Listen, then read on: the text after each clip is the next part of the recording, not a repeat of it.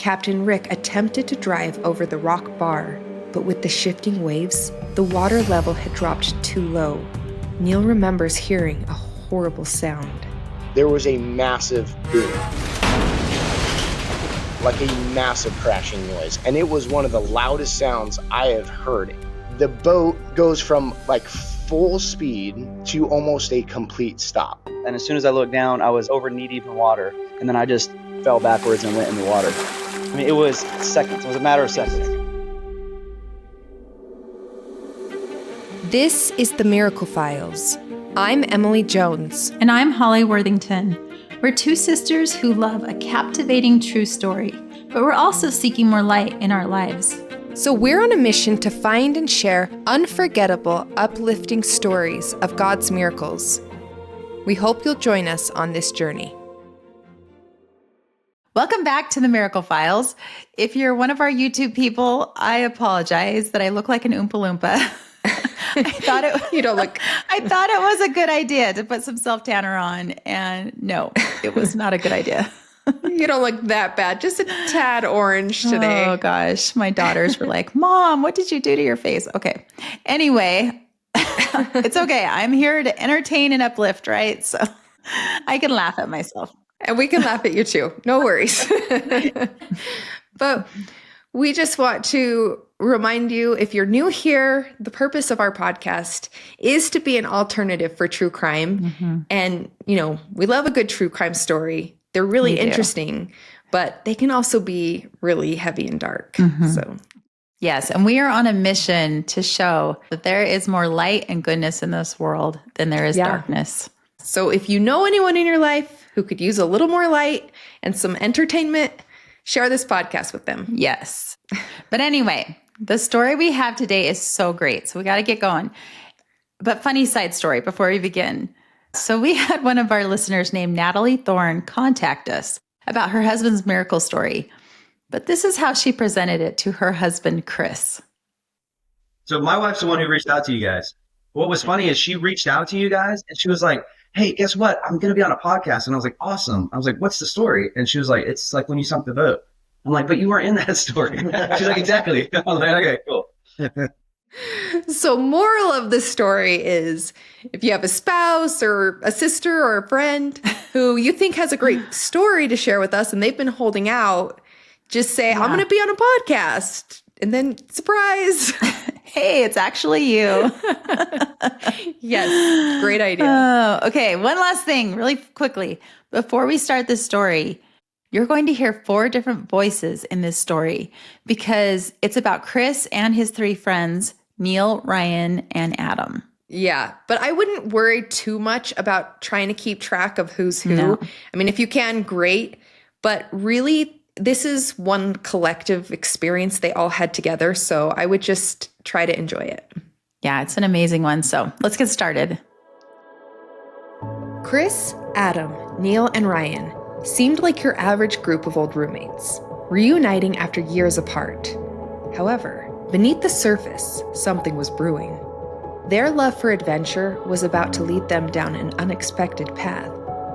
When Chris disclosed that he'd won a trip from a golf tournament, the group of friends were thrilled to be invited along.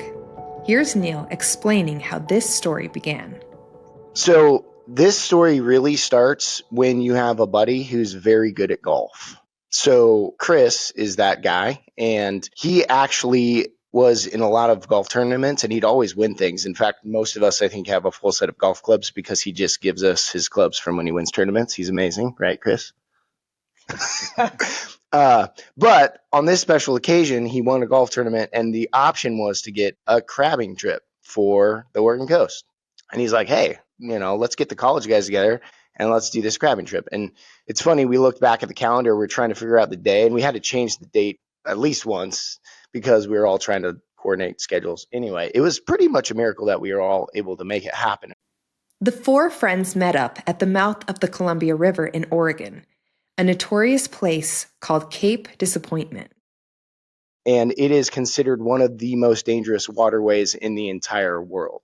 There are highly specialized boat pilots that make hundreds of thousands of dollars a year just getting flown onto a shipping container to drive 1 mile across the Columbia River bar. It is incredibly dangerous. And for people who aren't familiar with the Columbia River, it is one of the largest rivers in the country. In fact, this section of the Columbia River is often referred to as the graveyard of the Pacific. This region has claimed thousands of vessels over the years, with its dangerous churning waters where the mighty Columbia River meets the turbulent Pacific Ocean. Conditions there create powerful currents, frigid water, and waves that can reach 10 to 15 feet high. In fact, on this day, the water was so cold, a person would survive for less than an hour if they fell in. After the friends arrived at the boat dock, they boarded a sturdy 25-foot aluminum boat captained by Rick Devlin, a seasoned mariner. Excitement filled the air. Here's Ryan. It's a big, flat, open bow with, I think there was like 4 seats. Like in nice there. captain chair Nice seats. captain chair seats, like ready for salmon fishing, ready for crabbing, big open. You know, the crab pots are 3 feet by 1.5 feet tall. So they're like, there's enough room in the boat for all the crab pots. There was probably 6 crab pots we had. And it was a really nice boat. With the temperatures holding around 32 degrees Fahrenheit, the men had layered their clothing, and their captain, Rick, gave all of them heavy waterproof overalls to wear. The life jackets remained in the hull of the boat. The 4 friends were confident they wouldn't need them, blissfully unaware of the danger that awaited. Though the sun was out, the tide was low, causing the river's current to flow violently. But Captain Rick was experienced and unconcerned, so he drove the aluminum boat through the water toward the Pacific Ocean. Here's Neil. We are just like completely bundled up. So we climb in the boat, everything's great, we're having a great time. We have to go from where we put in, it's called Hammond is the name of the boat launch. And then the crabbing we wanted to do was on the Washington side. So we started on the Oregon side and then we went over to the Washington side. So we're cruising and the water's beautiful. I mean, it was just a beautiful day. The marine layer is like fog, but it's not on the water, just had set in. It's cold, you know, we're talking. We hadn't all 4 been in the same place since I feel like college. It had been a long time since we had all been together. We were having a great time. Like the last thing we were thinking about was that we were in any form of any danger. We were just having a great time. Captain Rick was familiar with the dangerous rock bar under the surface of the water. He began to steer the boat away to avoid it. But just then, a smaller fishing boat cut across his path, distracting and frustrating Rick. Here's Adam. And the boat that he was upset at crossed this bar, and he saw them go over the bar, so he was like, it must be deep enough, I'll try it. Captain Rick attempted to drive over the bar, but with the shifting waves, the water level had dropped too low. Neil remembers hearing a horrible sound. There was a massive boom, like a massive crashing noise, and it was one of the loudest sounds I have heard. It sounded like a giant aluminum drum had just been smashed open. The boat goes from like full speed to almost a complete stop. The aluminum boat had struck the rock bar, ripping the bottom of it open like a tuna can, and bringing the boat to a startling stop. Adam and all of the men were hurtled forward in the boat. I was on the floor and like my face buried into the seat in front of me, and I don't remember even hearing the bang because it all happened in a split second. And I just remember trying to like climb up off my feet and look around, and everybody was in the same position. It was kind of like, what just happened? From the back of the boat, Captain Rick's body had flown through the air, crashing hard. His hand was clearly fractured. Yeah, we're in shock. We're like what just happened? As Rick scrambled to throw the boat into full throttle, Ryan's first concern was with the crab pots, which, dragging in the water, seemed to be working as anchors to the compromised boat. I remember standing up and seeing all the crab pots laying out there and somebody yelling, get the crab pot. So we're just grabbing these ropes and we're like trying to pull the pots in, but there's tension on the ropes. So the crab pots are big, but also the captain, so he gets up, I look over at his hand and it's pretty mangled. And I'm like, okay, this is not ideal. I realize he's standing in about ankle deep water at this stage. And he grabs the throttle and he turns the boat as quickly as he can towards the shore, and he guns it. But you can tell we are not moving with nearly the same speed that we were before. The four friends tried to pull the crab pots in, but water was flooding into the boat faster than they could pull the crab pots out of the river. Captain Rick quickly made a distress call and shouted to forget the crab pots and grab the life jackets. Within seconds, the stern of the boat was submerged, and the friends felt the panic rising. Neil was in shock and couldn't move. So I'm sitting on the chair with the life jackets, and I'm still trying to process everything. And I'm like, well, I do remember I'm sitting on the chair, so I'm like, there's a latch, So I think. The life jackets are inside the chamber under the seat. Literally under where I was sitting. I'd like gotten thrown out of my seat, got back in my seat. I'm like, just trying to take it all in. I'm actually worried about the captain's hand. I'm like, I wonder what happened to his fingers, is, like all that. And he's screaming, get the life jackets. Ryan was the only one who sprang into action. Not long before this crabbing trip, Ryan had been skiing when he experienced a tragic and terrible avalanche. He had lost a friend in that avalanche, and it had devastated Ryan. As Ryan watched his friends on the boat hesitate to know what to do, he remembered back to how everyone in the avalanche had been too stunned at the time to think or act quickly. He knew in a situation like this, seconds matter. While everyone else stood or sat paralyzed with shock, Ryan knew what he had to do. Ryan grabs me and physically moves me out of my seat, lifts up my seat, grabs a life jacket, hands it to the captain of the boat. The captain puts the life jacket on, and he is out of the boat. The captain was gone in an instant, swept away by the current as he secured his life jacket.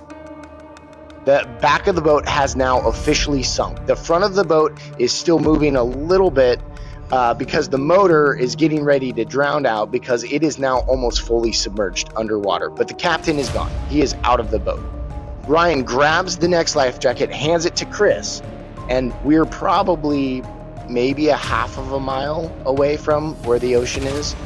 Ryan handed Chris a life jacket just in the nick of time. Here's Chris. Yeah, very vivid image is, I was like, why is Ryan handing me a life jacket? And I put it on, and then I remember one buckle in, like I snapped my buckle, and as soon as I looked down, I was over knee deep in water. And then I just fell backwards and went in the water. And I'm still trying to it was seconds. It was a matter of seconds. Neil watched as Chris was swept away by the current. So Chris is out of the water, and they are floating very, very fast. Like they were just basically gone. We're still on the boat. Ryan grabs the next life jacket, hands it to Adam. Adam stayed standing at the front of the boat, the only dry spot left. The water had now rushed into the rest of the boat, surrounding Ryan and Neil.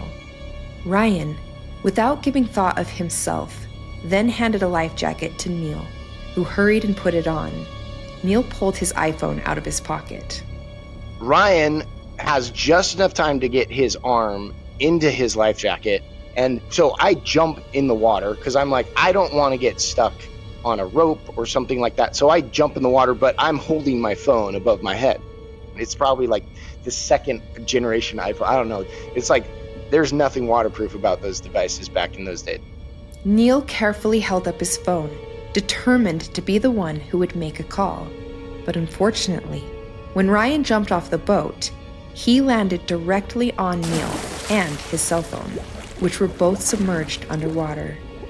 Meanwhile, the boat was almost entirely sunk, with only the very front still visible above the waterline. Adam stayed standing at the bow. Neil remembers watching Adam in wonder.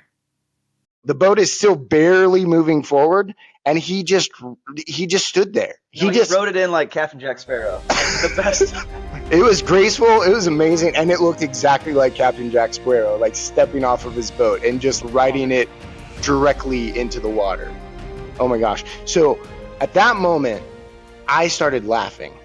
It was odd because I just remember I was like putting my life jacket on, cinching them up, and then pretty soon the boat, like my feet they lift off of the boat and the boat just disappears under my feet. And then I'm in the water like everybody else. Though Neil found humor in this moment, Adam's thoughts were more somber.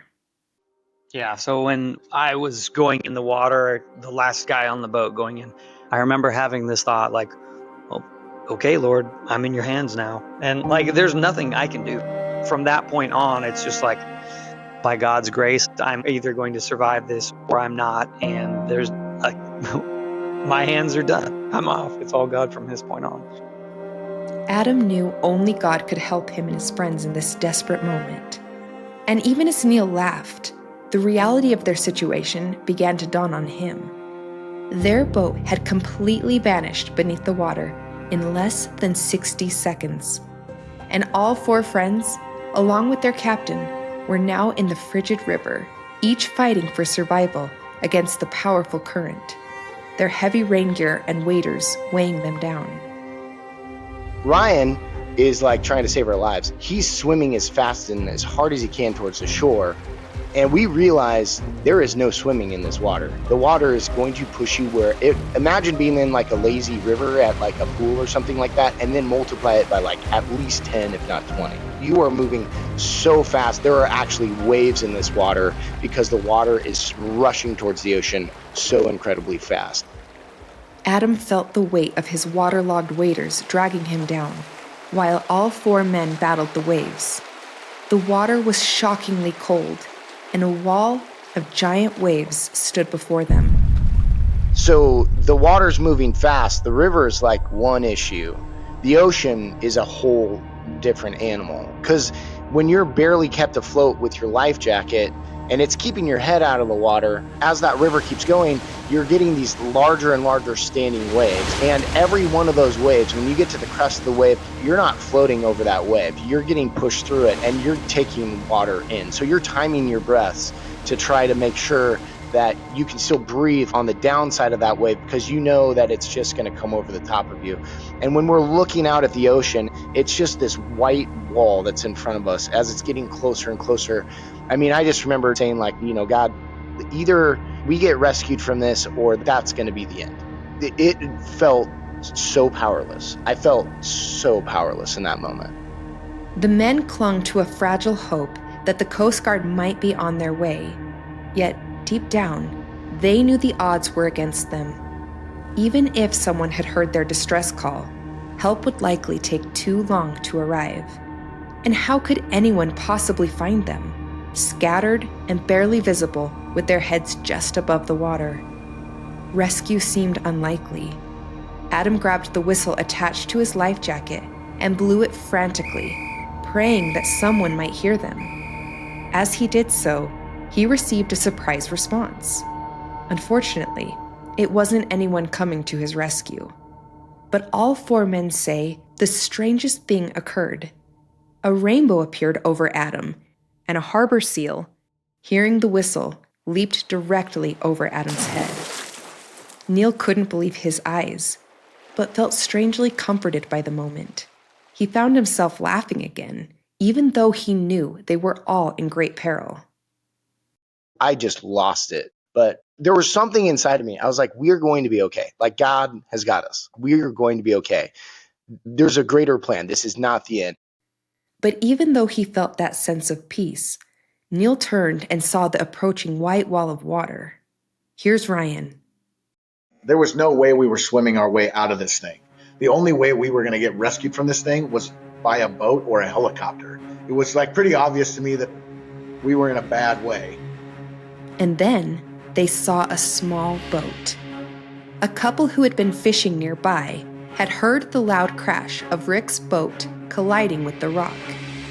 They had watched in shock as the boat sank within a minute of striking the rock ledge. Even though their boat wasn't meant for that many people, they instantly turned around, determined to rescue as many people as possible. Chris and Captain Rick were nearing the wall of frothing white water, the ocean's fury threatening to engulf them. The couple reached them first, and with difficulty pulled them aboard.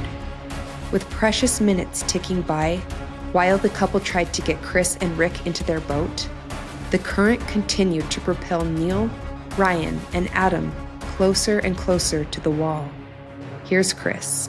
I was picked up first. I just remember we were spread out, and so in my head now I'm like trying to do a head count, like making sure I'm seeing all my friends and not losing sight of them, because it's pretty easy to do. So I was first on. I'm pointing and hollering like there. Next, Ryan and Adam were pulled from the water. Adam especially had a difficult time getting on board the boat, with his waders heavy and full of water. I remember getting pulled onto the boat, and like the guy, he couldn't lift me out of the water, and I could not pull myself out of the water like both of us. Well, eventually he did, but when I got onto the boat, it was like 5-gallon bucket was just dumped out of my shirt into this guy's fishing boat. While 4 of the men were aboard the small fishing boat, the couple couldn't take on anyone else. The boat, not meant for that many passengers, was too weighed down. It was already slogging along as they tried to avoid the treacherous wall of waves. Neil remained in the current. It was getting more and more dangerous for anyone to try to navigate a boat that close to the ocean, and the couple who had saved the other men couldn't risk rescuing Neil. The friends had to watch helplessly as any chance of saving Neil began to slip away. But just then, miraculously, another small fishing boat arrived on scene. While risking their own safety, the passengers on the second boat snatched Neil from the brink of disaster, mere seconds before being pulled into the standing waves of the ocean. They were trying to pull me on board, and it was incredible. I just remember for me, I had a really hard time getting onto the boat. And by the time I got onto the boat, there was so much water that I brought onto the boat. The fishing boats turned away from the ocean and headed toward a Coast Guard station. As the 5 men sat silently aboard the boats, shivering and exhausted, slowly the adrenaline began to wear off. A Coast Guard ship met them as they neared the station. The friends yelled to the Coast Guard ship and asked if they had received their distress call. The Coast Guardsmen yelled back that they had never received their call and that they were heading to a shipping container that had just sunk. Astonished, the friends continued on to the Coast Guard station. There, reality hit the men hard. The Coast Guard personnel confirmed what all the men already knew in their hearts: that the conditions they had faced were not just dangerous, but lethal. They were beyond lucky to be alive. Chris remembers how emotional Captain Rick was in that moment. Rick Devlin, because he's the captain, has to give like a full account of what happened, and he's ultimately responsible for it. But when he's recounting the event and what happened, Rick Devlin is tearing up. I mean, it's kind of like makes me tear up thinking about it, but he was tearing up because I think the emotions like at that point had really fully hit him, like that we probably shouldn't be there, but for whatever reason it wasn't, our time to go. As they sat there, the friends grappled with their miraculous survival, recognizing the multitude of divine interventions that had aligned that day to protect them. Captain Rick's quick response and decisive actions, keeping the boat afloat as long as possible and instructing everyone to get their life jackets, were crucial. Another huge part of this miracle was Ryan's inspired thinking and selfless act in making sure each man had a life jacket just before being swept off the boat. And finally, critical to this rescue were the people who risked their own lives to save the men just in time before the icy waters would have claimed their lives. In the aftermath of this harrowing experience, the friends gathered at a local brew pub to warm up and process the day's events. They shared stories, laughter, and relief, their bond strengthened by the ordeal they had just endured. But Adam felt an urge to reflect on this survival in a more meaningful way. Once the friends all went their separate ways, he decided to attend an evening service at his church. And I went to church. I was in the evening service at our church. And I remember walking through the foyer of the church and my shoes were squeaking. and like people are like, "Oh, hey Adam, how's it going?" Good. And I'm like, "Good, really good." things are going well. And like, there was one of my friends I saw there, and I was like, dude, I just survived this. I have to give you this story. And I told him real briefly about me being in a boat with these guys and the boat sinking. And he was like, no, like, you're whatever, dude. No, you didn't. And I was like, feel my pants. And they were still wet. They were still damp. And he's like, are you serious? And I was like, look, I'm walking. My shoes are squeaking. Hey, I'm like, I was in the Columbia River like 3 hours ago. I'm not even joking. God had his hand on my life. All of the men feel their survival was a miracle, and the miracle has changed them for good. Here's how it changed Neil, who was in medical residency at the time. Yeah, I think we all have our own testimony of what God's done with our lives since that moment, and feeling called to serve out his purpose. And I know for my life, I've got 5 kids, and without those humbling experiences, you can really feel like you're a very successful and very productive person. But when you realize that all of that can be taken in the blink of an eye, and that you are just so blessed to have the things that you have, it just changes your whole perspective on life. And I'm just so grateful. Ryan agrees. You could say if, and this is why our faith is important to us, because like you could say it's serendipity, or you could say it's whatever, and you could write it off as all kinds of different things. But the reality is there are so many things line up that to me points to a divine creator that loves and cares for me. And he has a plan for all of us in our lives. When it's our time to go, there's nothing you can do to change that. When it's not your time to go, there's nothing you can do to change that. Mm-hmm. So you got to live your life as if, God's in your life, and tell people about him, and, testify to the things that he does. For Chris, he still wonders why miracles happen, but he is incredibly grateful for this miracle. I don't have a reason why. I'm thankful for it. And some of the most interesting people I've ever met in my life have had many, many miracles, happen. So I don't have an answer on why I think miracles happen. I'm just really grateful that this one did. Adam is thankful as well, and has especially had his life changed after this event. I've had a lot of great opportunity to do missions internationally, and I've done ministry in Africa in a number of countries, and in Italy as well, where I met my wife. But the amount of things that God has in store for us, it doesn't end with a sinking of a boat. And I've truly enjoyed being able to go and serve God and share his love, share his word. And like that wouldn't have happened if my life jacket hadn't been given to me, if the boat hadn't been turned around, if people hadn't rescued me out of the water. And it was like God put everybody in place so that we would survive that. And yeah, I never would have met my wife, and I love my wife. All of these men have emerged from this experience not just as survivors, but as warriors, profoundly grateful for the second chance that they have been given, vowing to live out God's purpose for them while cherishing every moment life has to offer. Wow. Our family used to vacation on the Oregon coast all the time. And I've heard of so many stories of boats going down and people drowning on that part of the Columbia River. Yeah. Like, it is amazing that those guys survived.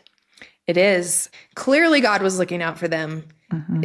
It wasn't their time to go. And, after we interviewed these guys, we actually found Captain Rick, and we got to interview him as well. He's great.